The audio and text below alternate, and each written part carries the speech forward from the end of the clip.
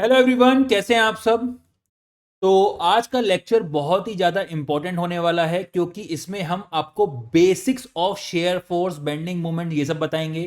साथ ही हम आपको बताएंगे किस तरीके से आप रिएक्शंस कैलकुलेट करते हैं आपकी अगर कोई भी लोड कंडीशन दे रखी हो तो यहां पे आपका आर ए कितना होगा, यहां पे आपका आर बी कितना होगा, ये सब हम कैलकुलेट करके बताएंगे। बिल्कुल बेसिक लेक्चर है। अगर आपने ऑलरेडी कहीं से पढ़ रखा है तो आप इसको स्किप भी कर सकते हैं, लेकिन मैं आपको यह बोलूंगा कि अगर आप पढ़ रहे हैं तो आप सीक्वेंस ऑर्डर से पढ़िए। चलिए, तो यहां पर हमारा सबसे पहले आता है कि भैया शेयर फोर्स होता ही क्या है। तो यहां पर बहुत ही अच्छी डेफिनेशन दे रखी है, बहुत ही कम शब्दों में। वो ये है, shear force at a section is the resultant of all the transverse force to the right or left of the section। बहुत ही कम शब्दों में बहुत ज्यादा चीजें बोल गए हैं ये। यहां पर ये क्या कह रहे हैं कि मान लीजिए मेरे पास इस तरीके से एक बीम है,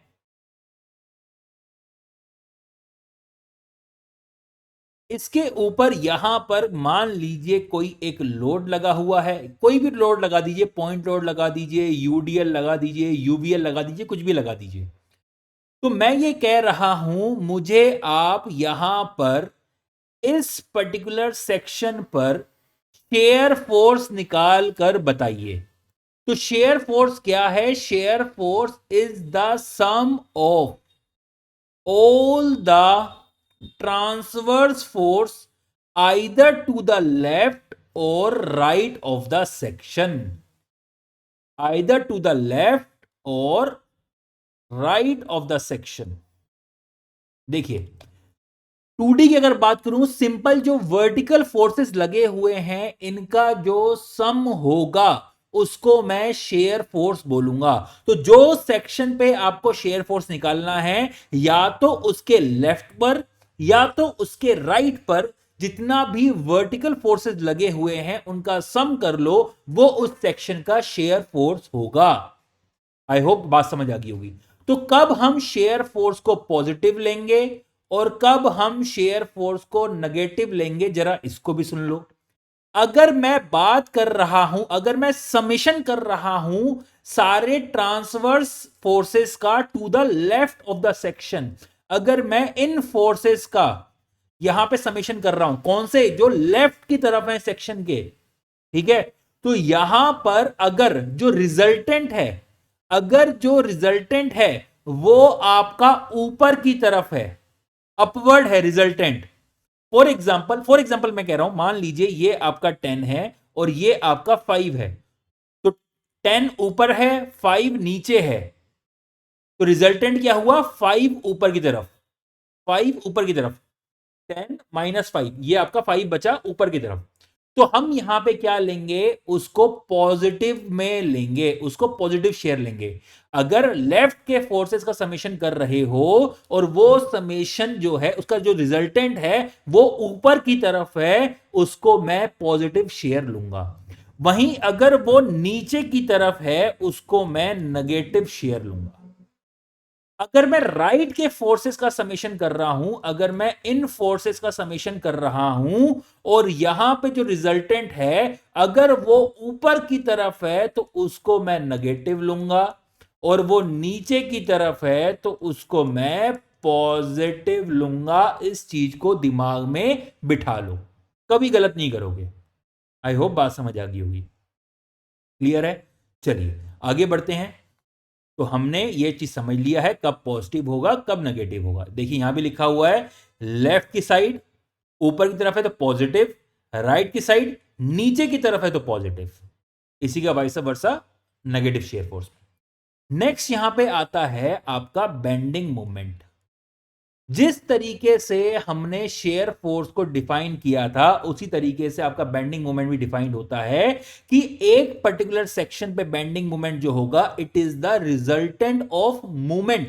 पहले हम बात कर रहे थे आपके वर्टिकल फोर्सेस का समेशन, ठीक है, उनका रिजल्टेंट। अब हम यहां पे बात कर रहे हैं resultant of movement at the section due to all transverse force either to the left और राइट ऑफ द सेक्शन।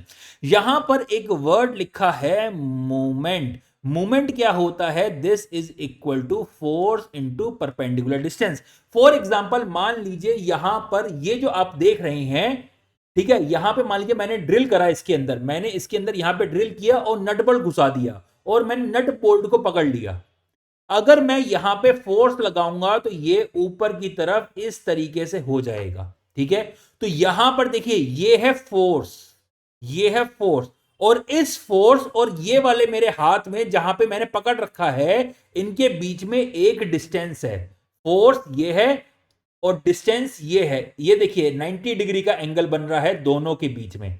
दोनों के बीच में कितना बन रहा है? 90 डिग्री का एंगल बन रहा है।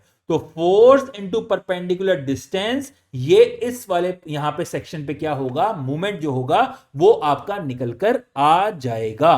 तो यहां पर सेम उसी तरीके से, सेम जैसे हमने शेयर फोर्स निकाला था, सेम उसी तरीके से यहां पर भी क्या करते हैं हम? मूवमेंट निकाल, अब यहां पे वर्टिकल फोर्सेस को ऐड ना करके हम यहां पे क्या करते हैं? मूवमेंट को निकालते हैं।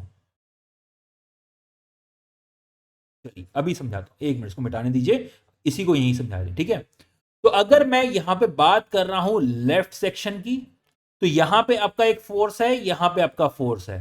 इस फोर्स की वजह से, इस particular a force are A की वजह से एक्स एक्स सेक्शन पे आपका जो मूवमेंट आएगा, ठीक है, और यहां पर आपका ये जो मान लीजिए बी पॉइंट है, ये जो बी पॉइंट पे पॉइंट रोड लगा हुआ है, इसकी वजह से एक्स एक्स सेक्शन पे आपका जो मूवमेंट आएगा, उसका जो रिजल्टेंट होगा उसको मैं उस सेक्शन का बेंडिंग मोमेंट बोल दूंगा। या तो इन सब का यहां पे मूवमेंट का सम कर लो, या तो इन सब का आप यहां पे मूवमेंट का सम कर लो। आई होप बात क्लियर होगी, इसमें कोई भी दिक्कत नहीं होगी, ठीक है।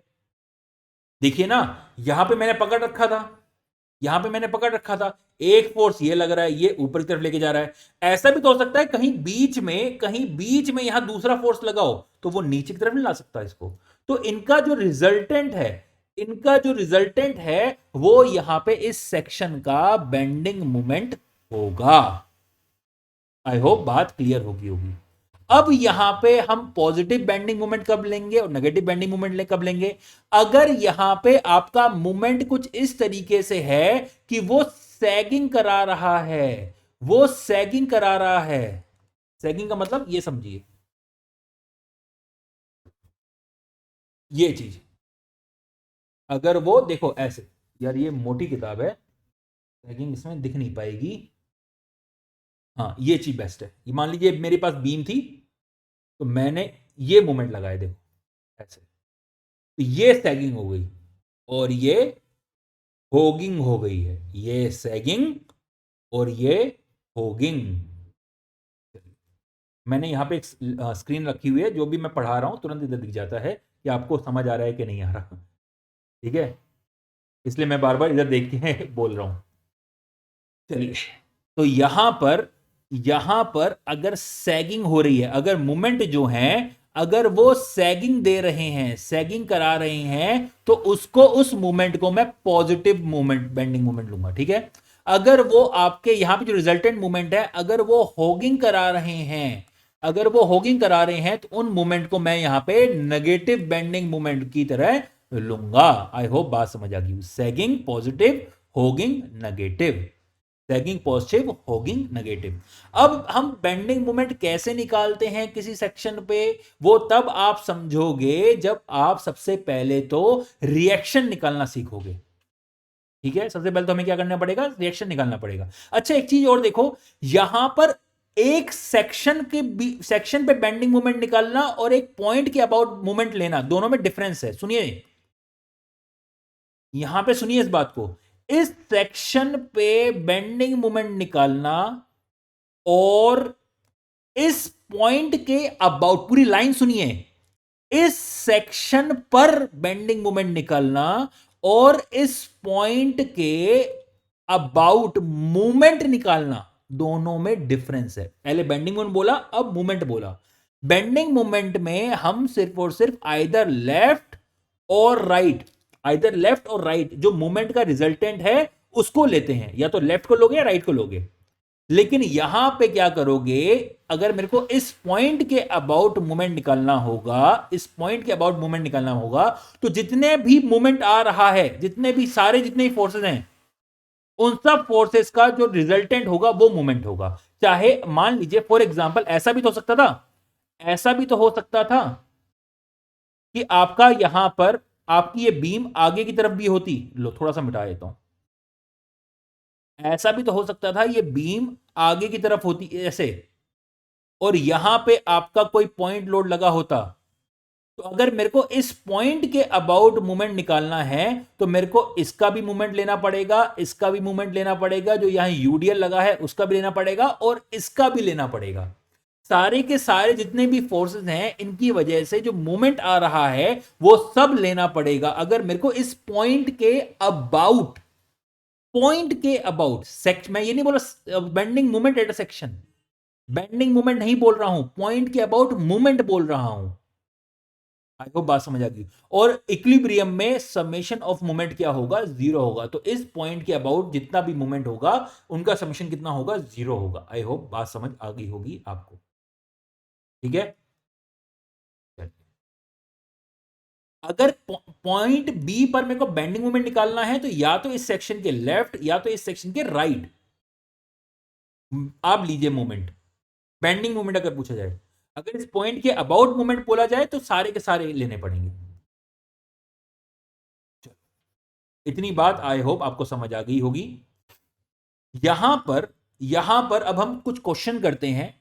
क्वेश्चन से ही आपको काफी चीजें समझ आ जाएंगी, किस तरीके से हम यहां पे रिएक्शंस निकालते हैं, किस तरीके से मूवमेंट कैलकुलेट करते हैं, सब कुछ आप यहां पे समझ जाएंगे, ठीक है।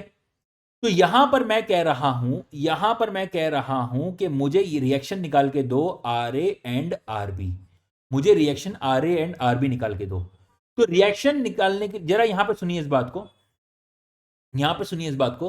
तो यहां पर क्या ये डिटर्मिनेट बीम है, क्या ये डिटर्मिनेट बीम है? कायदे से तो अगर इस पे लोडिंग ना दी होती, अगर इस पे लोडिंग ना दी होती तो ये डिटर्मिनेट बीम नहीं थी।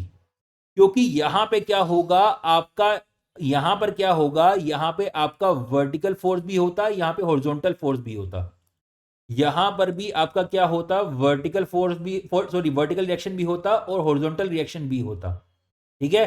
तो यहां पे आपके चार अननोन होते। अगर ये आपकी अगर आपकी बीम कुछ इस तरीके से दी होती, उस पर लोडिंग ना दी होती, उस पर लोडिंग ना दी होती, ठीक है, तो हम इसको इनडिटर्मिनेट लेके चलते। क्यों? क्योंकि यहां पे चार अननोन हो जाते, एक दो तीन चार, हमारे पास चार अननोन हो जाते, और रिएक्शन कितनी होती है, तीन इक्विलिब्रियम इक्वेशंस।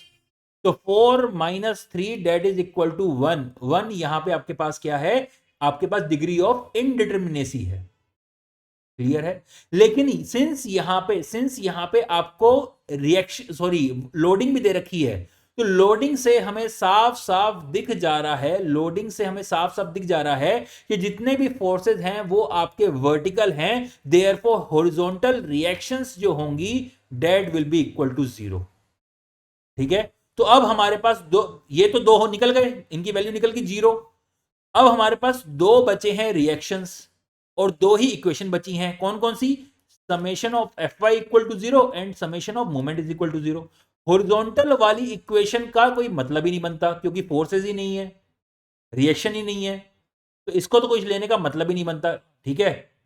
तो अब हमारे पास दो अननोन है, दो आपके पास क्या है, इक्वेशंस हैं, आप आसानी से कैलकुलेट कर सकते हैं। आई होप आपको बात समझ आ गई होगी।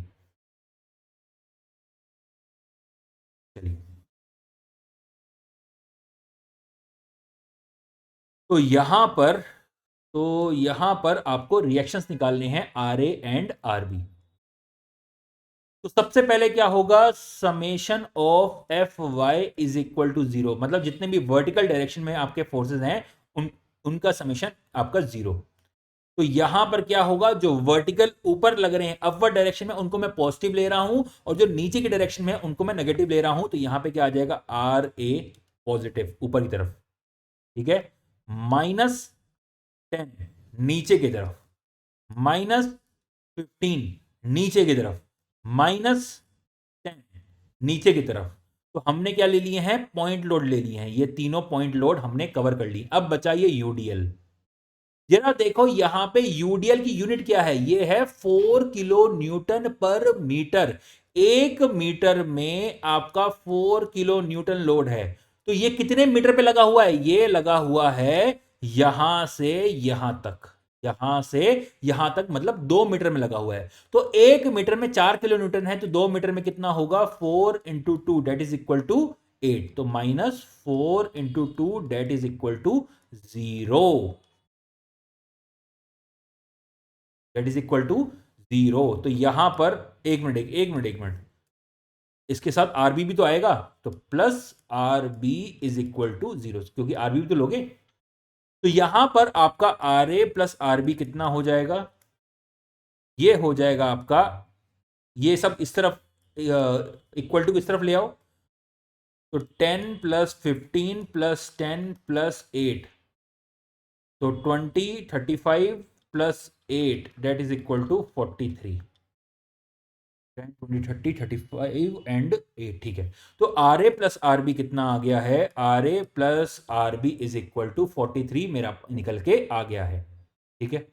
अब यहां पे मुझे एक और इक्वेशन चाहिए, क्यों, आपको याद होगा मैंने आपको बताया था कि हमें 3 इक्वेशन ही क्यों चाहिए होती हैं, याद है कि x + y = 10 था, मैंने एग्जांपल भी दिया था। तो x + y तो 10 है, तो 1 + 9 भी 10 है, 2 + 8 भी 10 है। तो मुझे यहां पे एग्जैक्ट वैल्यू नहीं पता, ठीक है, कि x और y की कितनी है, तो मुझे एक और इक्वेशन चाहिए। देयरफॉर यहां पे दूसरी इक्वेशन लेता हूं मैं, summation of movement at b is equal to 0। इस पॉइंट के अबाउट बेंडिंग में नहीं बोला है, पॉइंट के about movement is equal to 0 ले लेता हूं। This is also equilibrium equation, ठीक है। तो यहां पर आपका कैसे मूवमेंट लेंगे जरा उसको समझिए, मैं थोड़ा मिटा दे रहा हूं इसको, वैसे जगह नीचे बहुत है, लेकिन मुझे आपको इसी पेज क्वेश्चन के साथ समझाना है, तो मैं सिर्फ एक इक्वेशन बना के लिख देता हूं। तो यहां पे आ गया है R A plus R B is equal to 43, ये मेरे पास आ गया है। तो यहां पे मैं लिख रहा हूं summation of movement at B is equal to 0। अब देखो, अब यहां पे आपके मूवमेंट कैसे कैसे लगेंगे जरा इसको समझिए। एक बार मैं कह रहा हूं सबको भूल जाइए, कुछ नहीं लगा है यहां पे, अब सिर्फ और सिर्फ एक एक फोर्स को पकड़िए। ये देखिए मैं कह रहा हूं सबको भूल जाइए, तो ये मेरे पास यहां पे बीम है, यहां पे हिंज है आपका, ठीक है। सबको भूल जाइए, सिर्फ और सिर्फ एक फोर्स लगाई, सबसे पहले लगा रहे हैं आर ए, तो ये आर ए मैंने लगा दिया, तो ये मेरे पास हिंज है, यहां पे आर ए लगाया है, तो ये आर ए जो है इसको कहां की तरफ लेके जाएगा, ऊपर की तरफ लेके जाएगा, हां या ना, इसको ऊपर की तरफ लेके जाएगा, इस तरीके से। यहां पे जो स्लोप बनेगी वो कुछ इस तरीके से बनेगी, ऊपर की तरफ लेके जा रहा है, इस सेक्शन को ऐसे लेके जा रहा है, ठीक है। अब समझिए, अब दूसरा देखिए, अब इस 10 को भूल, इस आर ए को भूल जाइए, अब 10 को लगा दीजिए खाली, अब 10 को लगा दीजिए खाली, तो ये मेरे पास यहां पे बीम थी, अगर मैं यहां पे 10 को लगा रहा हूं, ये 10 को लगा दिया मैंने, तो ये जो 10 है ये ऊपर से लगा हुआ है, तो इस बीम को नीचे की तरफ ले जाएगा ऐसे, इस बीम को नीचे की तरफ ले जाएगा ऐसे, तो इस बीम को कुछ नीचे की तरफ ले जाएगा ये 10 वाला, ठीक है।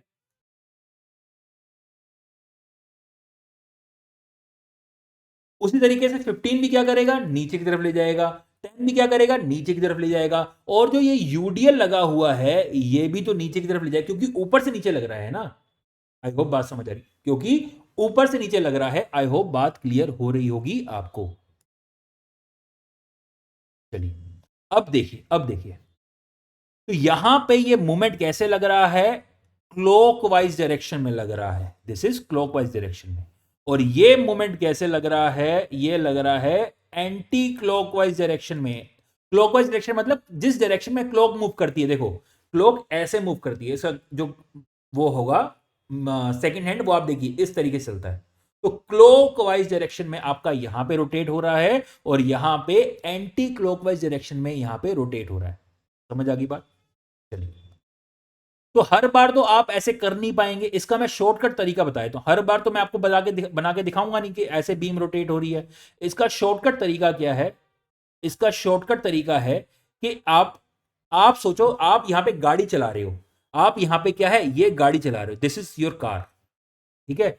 आपको क्या करना है, बी पर पहुंचना है, आपको बी पे पहुंचना है। तो शॉर्टेस्ट पाथ कौन सा होगा? ऑब्वियस सी बात है, ऐसे जाओगे ना बी तक, ठीक है, ऐसे घूम के थोड़ा ना जाओगे। तो आपका जो शॉर्टेस्ट पाथ होगा आपका यही होगा, ठीक है। उसी तरीके से मान लो आप यहां पे गाड़ी चला रहे हो, अब आप ऊपर से नीचे की तरफ आ रहे हो, बी की तरफ जाना है, तो ऐसे तो जाओगे ना, ये बी की तरफ जाओगे। सिमिलरली यहां से आप क्या करोगे, ऐसे पहुंचोगे बी की पास, यहां पे क्या पहुंचोगे, ऐसे पहुंचोगे बी के पास। समझ आ गई बात? तो आपकी डायरेक्शन आपके हाथ में आ गई है, कौन सी क्लॉकवाइज होगी कौन सी एंटी क्लॉकवाइज होगी आपके हाथ में आ गई है। कभी कंफ्यूजन नहीं होगी आपको जो आप गलतियां करते हो।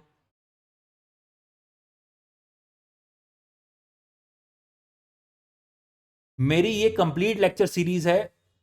अगर आपने ऑलरेडी कहीं से पढ़ रखा है तो आपको ऑब्वियसली बोरिंग लग रहा होगा कि सर मेरे को तो ये आता है, लेकिन ये मैं उनके लिए बना रहा हूं ताकि किसी भी बच्चे को कोचिंग की जरूरत ही नहीं पड़े। जो बच्चे अफोर्ड नहीं कर पाते हैं उनको सिर्फ ये लेक्चर देख लें, उनको कहीं जरूरत नहीं पड़ेगी कुछ और पढ़ने के लिए। चलिए, तो summation of movement at B equal to 0 कर रहा हूं, तो यहां पर मैं क्या कर रहा हूं, जो क्लॉकवाइज मूवमेंट हैं उनको मैं पॉजिटिव ले रहा हूं और जो एंटी क्लॉकवाइज मूवमेंट है उनको मैं नेगेटिव ले रहा हूं। याद रखना, जब मैं किसी पॉइंट के अबाउट मूवमेंट लेता हूं तो उसमें यह हमारी साइन कन्वेंशन है। बेंडिंग मूवमेंट में हम सैगिंग और हॉगिंग देखेंगे, बेंडिंग मूवमेंट में हम सैगिंग और हॉगिंग देखेंगे। चलिए, तो movement at B equal to 0 अगर मैं करूं तो यहां पे क्या होगा, आर ए, ये मूवमेंट क्या होता है, फोर्स इंटू परपेंडिकुलर डिस्टेंस। तो ये तो फोर्स है, डिस्टेंस कितनी हुई, यहां से लेके यहां तक की आपकी डिस्टेंस हुई, तो आर ए इंटू कितना है, 2 + 1 3 4 5 6, 6 + 2 यहां पे हो जाएगा 8, 6 + 2 आपका यहां पे हो जाएगा 8। अब इसका शॉर्टकट ही बताऊंगा, इसका भी शॉर्टकट ही बताऊंगा, ये तो अभी बहुत लॉन्ग कट बता रहा हूं ताकि बिल्कुल बेसिक आपको पता चल जाए। तो यहां पर आपका आर ए इंटू 8 हो जाएगा, 8 ही है ना, 2 + 2 4, 4 + 2 6, 6 + 2 8, ठीक है। तो यहां पे R A into 8 minus clockwise positive, अब 10 वाला कैसे लगेगा, ऐसे लगेगा, तो यहां पे क्या जाएगा एंटी क्लॉकवाइज, 10 इंटू ये अगर हमारा हो जाएगा 6 माइनस 15 इंटू ये कितना हो जाएगा, 15 कहां पे लग रहा है, यहां पे लग रहा है, डिस्टेंस कितनी है 4, ठीक है। अब देखो ये तो हमारा पॉइंट लोड हो गया, अब देखो यूडीएल, यूडीएल कैसे लगता है जरा उसको देखो। अभी मैं इसको थोड़ा सा ऊपर कर देता हूं ताकि यूडीएल आपको समझा सकूं।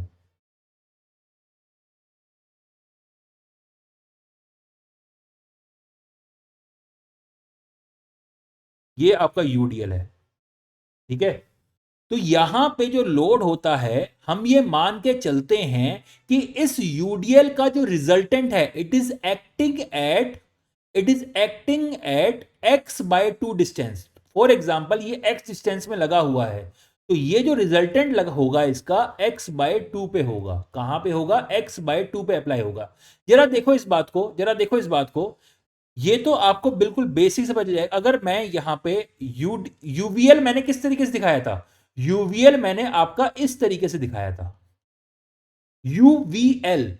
अगर मैं यूडीएल को दिखाना चाहूं तो वो मैं इस तरीके से दिखा सकता हूं, क्या मैं यूडीएल को इस तरीके से दिखा सकता हूं, एक रेक्टेंगल, एक रेक्टेंगल, हाँ या ना, कि हर हर सेक्शन पे सेम अमाउंट का लोड इंटेंसिटी है, हर एक सेक्शन पे सेम अमाउंट की लोड इंटेंसिटी है। यूवीएल में लोड इंटेंसिटी बढ़ रही थी, लीनियरली वेरी कर रही थी इन यूवीएल, लेकिन यूडीएल में क्या है, यूडीएल में आपकी इंटेंसिटी सेम है। तो क्या मैं इसको इस तरीके से रेक्टेंगल की फॉर्म में दिखा सकता हूं, दिखा सकता हूं। तो रेक्टेंगल का रिजल्टेंट कहां होता है? ऑब्वियस सी बात है, यहां पे होगा, डेट इज x/2 डिस्टेंस पे। अगर ये x डिस्टेंस है तो x/2 पे क्या होगा? इसका रिजल्टेंट होगा। ठीक है, चलिए, तो इसका जो रिजल्टेंट है वो है ये, और इस पॉइंट के अबाउट मुझे मोमेंट निकालना है, तो डिस्टेंस कितनी लेंगे? यहां से लेके यहां तक। तो ये मान लीजिए यहां से लेके यहां तक डिस्टेंस थी a, ये डिस्टेंस थी x, तो ये वाली डिस्टेंस कितनी हो जाएगी? ये हो जाएगी आपकी a प्लस x/2। अरे बेटा, ये डिस्टेंस तो x/2 होगी ना, तो a plus x/2 is the distance. इसको एक और नाम देते हैं लीवर आर्म, लीवर आर्म। ठीक है, आई होप बात समझ आ गई होगी। जो डिस्टेंस है, परपेंडिकुलर डिस्टेंस, इसको एक और नाम दिया जाता है लीवर आर्म। तो यहां पे इस तरीके से आप क्या कर सकते हैं? डिस्टेंस को निकाल सकते हैं। अब आइए वापस, अब आइए वापस, अब यहां पे देखिए, अब यहां पे देखिए, तो यहां पे हमने 15 को ले लिया। एक बार 15 को भूल जाइए, क्योंकि मेरे को यहां पे दिखाना है आपको। तो आपका 4 किलो न्यूटन पर मीटर का क्या है? लोड इंटेंसिटी है। 1 मीटर में 4 किलो न्यूटन है। टोटल लोड कितना होगा? टोटल लोड है 8 किलो न्यूटन का। 4 इंटू टोटल डिस्टेंस, कितनी डिस्टेंस पे लगा हुआ है। तो यहां पे मैं इसका रिजल्टेंट यहां पे बना के दिखा दे रहा हूं, मैं इसका रिजल्टेंट यहां पे बना के दिखा दे रहा हूं। इस रिजल्टेंट की वैल्यू कितनी होगी? 8 किलो न्यूटन। क्यों? क्योंकि 4 किलो न्यूटन पर मीटर की लोड इंटेंसिटी है और वो 2 मीटर पे लगा हुआ है, तो 8 किलो न्यूटन का टोटल फोर्स हो गया। आई होप बात समझ आ गई होगी। कहां पे लगा है? x/2 पे। तो ये आपकी यहां से लेके यहां तक x, और x/2 पे आपका ये लगा हुआ है। तो टोटल डिस्टेंस थी 2 मीटर, तो आपका साइड से 1 मीटर पे, साइड से 1 मीटर पे ये क्या है? आपका रिजल्टेंट लगा हुआ है। आई होप बात समझ आ गई होगी। क्लियर है? चलिए, तो ये आपको ढंग से क्लियर है। इसको थोड़ा सा मैं सही कर देता हूं,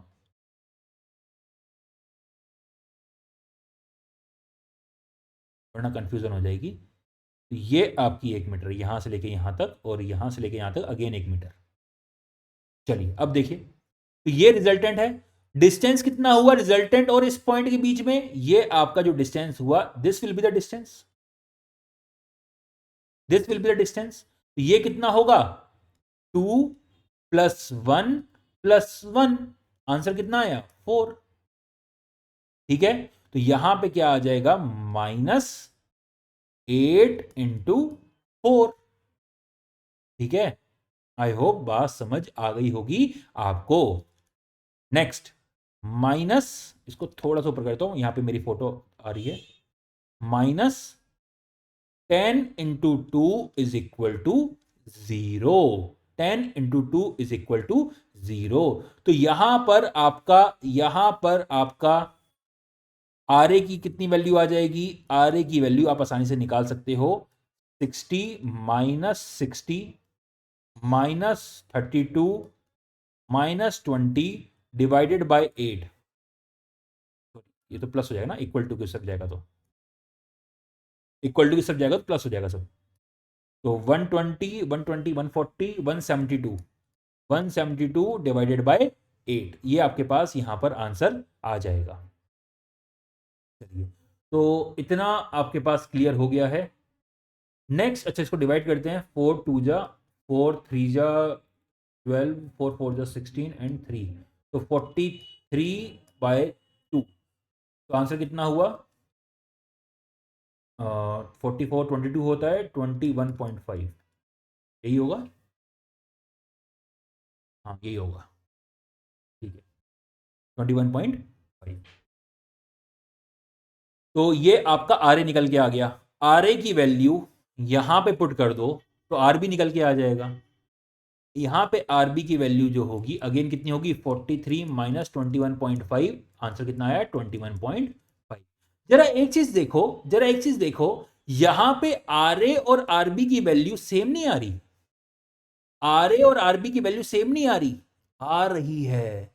यहां से एक और चीज हमें समझ में आती है, अगर आपकी बीम जो है वो सिमेट्रिक हो, उस पर लोडिंग सिमेट्रिक हो, तो लोड आपका दोनों आपके सपोर्ट रिएक्शन में सेम आएगा। नहीं समझ आया? दोबारा बोल रहा हूं, लिख लो इस पॉइंट को। अगर आपकी बीम सिमेट्रिक हो, उस पर लोड सिमेट्रिक हो, तो आपका यहां पर जो रिएक्शंस आएंगी वो सेम आएंगी दोनों सपोर्ट्स पे। अब देखो सिमेट्रिक का मतलब क्या है, इसको मैं थोड़ा सा मिटा दे रहा हूं ताकि इसको ढंग से समझा सकूं।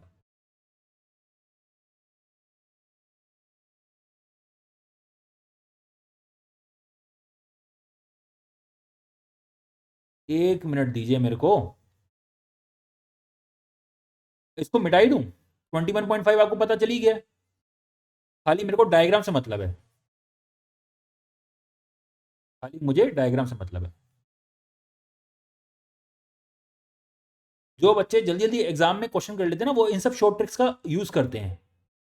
और यहां पे लगा था मेरा 15। जरा देखो, ये मेरा हाथ और ये मेरा हाथ अगर मैं ऐसे रख रहा हूं, तो क्या अगर मैं ऐसे दिखा रहा हूं, क्या मेरा पीछे वाला हाथ दिख रहा है आपको? क्या मेरा पीछे वाला हाथ दिख रहा है? नहीं दिख रहा। तो ये मेरा, अगर मैं यहां से अपनी लाइन ड्रॉ करूं, तो इधर का पोर्शन और इधर का पोर्शन सिमेट्रिक है, ठीक है, एक जैसा है। समझ आ रही है बात? तो अगर मैं इस बीम को बीचों बीच से फोल्ड कर दूं, अगर मैं इस बीम को बीचों बीच से फोल्ड कर दूं ऐसे, तो क्या एक पोर्शन दूसरे पोर्शन के ऊपर नहीं आ जाएगा सेम इसी तरीके से? देखो, जितना यूडीएल इस सेक्शन में, देखो इधर पहले सबसे देखते हैं लेंथ। लेंथ इधर भी 4 मीटर है, इधर भी 4 मीटर है, दोनों तरफ 4 4 मीटर है, ठीक है, 4 मीटर 4 मीटर। इधर भी 2 मीटर पे आपका क्या लगा हुआ है? 10 किलोन्यूटन लगा हुआ है। इधर भी 2 मीटर पे क्या लगा हुआ है? 10 किलोन्यूटन लगा हुआ है। देन अगेन 1 मीटर का गैप है, इधर भी 1 मीटर का गैप है। देन अगेन 1 मीटर में यूडीएल लगा हुआ है, अगेन 1 मीटर में यूडीएल लगा हुआ है, और इंटेंसिटी सेम है, 4 किलोमीटर पर मीटर का। ऐसा नहीं है कि यहां पे 2 लगा हुआ है, नहीं, इधर भी 4 है, इधर भी 4 है, ठीक है। और बीचों बीच आपका 15 है। और एक और चीज देखो, यहां पर जो सपोर्ट है वही सपोर्ट आपका यहां पर है, दोनों सपोर्ट सेम है। देयरफॉर आपका ये जो बीम है वो सिमेट्रिक है, और सिमेट्रिक बीम में क्या होगा, दोनों सपोर्ट रिएक्शन आपकी सेम आती हैं। तो आप सिंपल, जो आपके पास इक्वेशन आई थी, R A plus R B is equal to 43, आप यहां पे यहां पे आर बी की जगह आर ए रख सकते थे। तो R A plus R A is equal to 43, तो twice of R A is equal to 43। R A की वैल्यू कितनी हो जाएगी? 21.5 यहां पर निकल कर आ जाएगी। सॉरी, शायद मेरे को कोई बुला रहा है, नेक्स्ट लेक्चर में मिलते हैं, ठीक है। तो ये आपके पास सारी रिएक्शंस इस तरीके से आप निकाल सकते हैं। तो नेक्स्ट लेक्चर में मिलते हैं, तब तक के लिए नमस्कार। तो शायद, हाँ ठीक है, लेक्चर सही भी हो गया, ठीक है, नेक्स्ट लेक्चर मिलते हैं, उसमें हम और तरह के क्वेश्चंस करेंगे।